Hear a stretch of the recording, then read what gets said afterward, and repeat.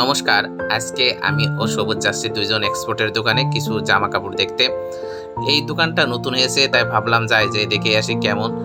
আমি এবং সবুজ প্রতিদিন বিকেলে প্রায় হাঁটতাম সে সময়, তা ভাবলাম যাই।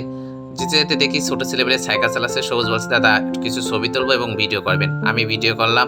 ও চালানোর চেষ্টা করছিল কিন্তু চালাতে পারেনি, ঠ্যাং বেঁধে যাচ্ছিল। তারপরে আমি হাঁটছি, বলছে দাদা পিছন থেকে আমি আপনাকে ভিডিও করে দেবো। আমি বললাম আচ্ছা করো। তারপরে দেখতে দেখতে আমরা অফ দ্য গ্যারেজে চলে আসছি। সামনে মহিলা কলেজ, যশোর সরকারি মহিলা কলেজ।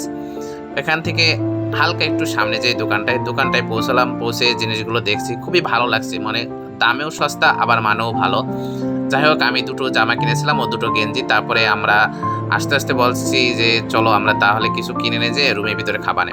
তারপরে আমরা কিছু ফাস্টফুড কিনলাম, যেমন পেঁয়াজি বড়া, বেগুনির চপ, ছোলা, আলুর চপ এবং মুড়ি কিনে নিয়ে আমরা রুমের দিকে রওনা হলাম। রুমে এসে নিয়ে পরিষ্কার পরিচ্ছন্ন হয়ে একটা পেপার পাতায় নিলাম আমি, এবং এই চপগুলো দেখতে পাচ্ছেন কতগুলো চপ ঢেলে নিলাম। আর সবুজ এই পাশে পেঁয়াজ এবং ঝাল কাটছে, আর ওই মুড়ি বাস্তাটা আমার রয়েছে। আর ভিডিও করছে আমাদের সেই তমালে আমাদের ছোট ভাই।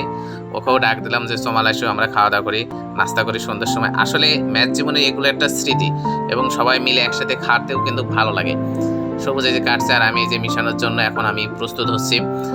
তারপরে আমরা যখন মিশে সবকিছু শেষ করব ভাব, তার আগে ওদের খাওয়ানে ব্যস্ততা হয়ে গেছে। মাঝখানে আমি একটু ভিডিও অফ করে রাখছিলাম, কারণ ও টেস্ট করতে ব্যস্ত। যাই হোক, আমাদের প্রায় মাখানো শেষ পর্যায়ে চলে এসেছে। এবার মাখানোর পরে সবুজ এবং তমাল আর আমি তিনজন মিলে আমরা খাওয়ার প্রস্তুতি গ্রহণ করলাম। দেখতে পাচ্ছেন মাখানো শেষ, আর আমরা তিনজন এখন খাচ্ছি। আমার এক হাতে ভিডিও ফোনটা আছে এবং ওরা দুইজন খাচ্ছে। তমাল কিন্তু সেই খেতে পারে।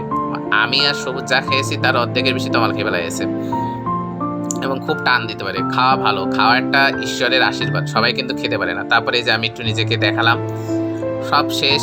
সে পড়ে থাকলো আমার জন্য কিছু মুড়ি, আর ওরা কিন্তু বেশি বেশি সুন্দর করে পেঁয়াজি বেগুনি এসব আগে খেয়ে শেষ করে ফেলা দিয়েছে।